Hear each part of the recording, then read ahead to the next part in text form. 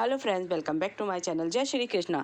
अपनी इस विजय को देखकर दुर्योधन उन्मत्त उठा और विदुर से बोला, द्रौपदी अब हमारी दासी है, आप उसे तत्काल यहाँ ले आइए। नीच दुर्योधन के वचन सुनकर विदुर तिलमिलाकर बोले, दुष्ट धर्मराज युधिष्ठिर की पत्नी दासी बने, ऐसा कभी संभव नहीं हो सकता। ऐसा प्रतीत होता है कि तेरा काल निकट आया, इसलिए तेरे मुख से ऐसे वचन निकल रहे हैं। परंतु दुष्ट दुर्योधन ने विदुर की बातों की ओर भी ध्यान नहीं दिया और द्रौपदी को सभा में लाने के लिए एक सेवक को भेजा। वह सेवक द्रौपदी के महल में जाकर बोला, महारानी, धर्मराज युधिष्ठिर कौरवों से जुआ खेलते हुए सब कुछ हार गए हैं। वे अपने भाइयों को भी आपके सहित हार चुके हैं। इस कारण दुर्योधन ने तत्काल आपको सभा में बुलाया। द्रौपदी ने कहा, सेवक, तुम जाकर सभा भवन में उपस्थित गुरुजनों से पूछो कि ऐसी स्थिति में मुझे क्या करना चाहिए। सेवक ने लौटकर सभा में द्रौपदी के प्रश्नों को रख दिया। उस प्रश्न को सुनकर भीष्म, द्रोण आदि वृद्ध एवं गुरुजन से झुकाकर बैठ गए। यह देखकर दुर्योधन ने दुशासन को आज्ञा दी, दुशासन, तुम जाकर द्रौपदी को यहाँ ले आओ। दुर्योधन की आज्ञा पाकर दुशासन द्रौपदी के पास पहुंचा और बोला,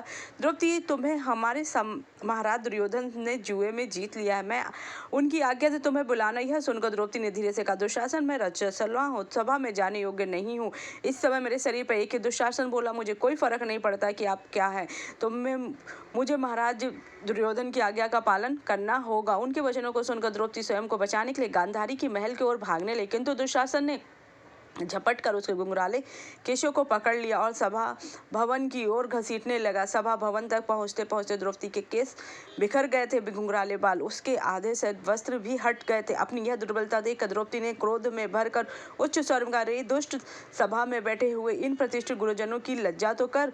एक अबला नारी के ऊपर यह अत्याचार करते हुए तुझे शर्म नहीं आती? धिक्कार है तुझ पर। यह सब सुनकर भी दुर्योधन ने द्रौपदी को दासी कहकर संबोधित किया। द्रौपदी पुनः बोली, क्या वयोवृद्ध भीम, द्रोणाचार्य, धृतराष्ट्र, विदुर इस अत्याचार को देख नहीं रहे हैं? कहाँ है मेरे बलवान पति? उनके समक्ष एक गीदड़ मुझे अपमानित कर रहा है। द्रौपदी के वचनों से पांडवों को अत्यधिक क्लेश हुआ, किंतु वह मौन भाव से सिर नीचे झुकाए बैठे रहे। द्रौपदी फिर बोली, सभासदों, मैं आपसे पूछना चाहती हूँ कि धर्मराज को मुझे दांव पर लगाने का क्या अधिकार था? द्रौपदी की बात सुनकर विकर्ण उठकर कहने लगा, देवी, द्रौपदी का कथन सत्य। युधिष्ठिर को अपने भाई और स्वयं के हार जाने के पश्चात द्रौपदी को दांव पर लगाने का कोई अधिकार नहीं, क्योंकि वह पांचों भाइयों की पत्नी थी, अकेले युधिष्ठिर की पत्नी नहीं थी। और फिर भी युधिष्ठिर ने शकुनी के उकसाने पर द्रौपदी को दांव पर लगाया था, तो स्वेच्छा से नहीं। अतएव कौरवों को द्रौपदी को दासी कहने का कोई अधिकार नहीं है। विकर्ण के नीति युक्त वचनों को सुनकर दुर्योधन के परम मित्र कर्ण ने कहा, विकर्ण, तुम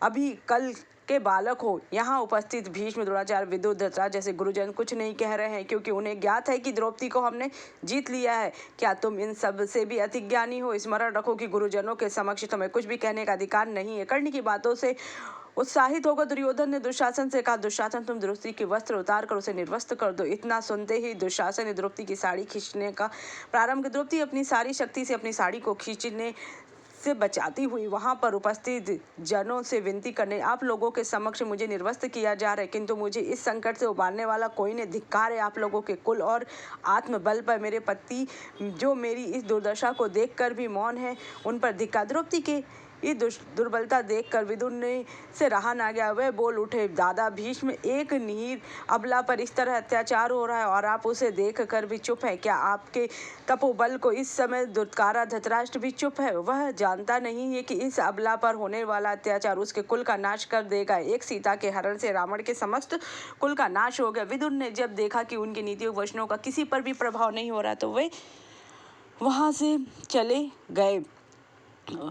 दुशासन द्रौपदी के वस्त्र को खींचने के लिए प्रयास में लग गया। द्रौपदी ने अब वहां पर उपस्थित सभासदों को भी देखा तो वह मौन थे। वह द्वारिकाधीश श्री कृष्ण को टेरती हुई बोली, हे माधव, हे गोविंद, हे मुरलीधर, मुझे इस संकट से मैं आप ही मुझे बचा सकते, मेरी लाज रख सकते हैं, दृष्टिगत नहीं हो। अब तुम्हें इस श्री कृष्णा की लाज रखो भगवान। वत्सवल श्री कृष्ण ने द्रौपदी की पुकार सुन ली। वह समस्त कार्य त्याग कर तत्काल उपस्थित हो गए और आकाश में स्थित होकर द्रौपदी की साड़ी को बचाने लगे। दुशासन साड़ी खींचता जाता और साड़ी समाप्त होने का नाम ही नहीं लेती। साड़ी को खींचते खींचते दुशासन शिथिल हो जाता और पसीने में लथपथ होकर विफल होकर गिर जाता है। अंत में लज्जित होकर उस चुपचाप बैठ जाता है। अब साड़ी के उस पर्वत के सामान ढेर देख को देखकर वहां बैठे सभासद द्रौपदी के पति व्रत की मुक्त कंठ से प्रशंसा करने लगे और दुशासन को धिक्कारने द्रौपदी के इस अपमान को देखकर भीमसेन का सारा शरीर क्रोध से जल उठा। उन्होंने क्रोध की का केस दुशासन ने खिला, उसके मैं हाथ तोड़ दूंगा। अगर आपको मेरी जानकारी अच्छी लगे मेरे चैनल को लाइक करिए, सब्सक्राइब कीजिए, शेयर कीजिए। जय श्री कृष्णा।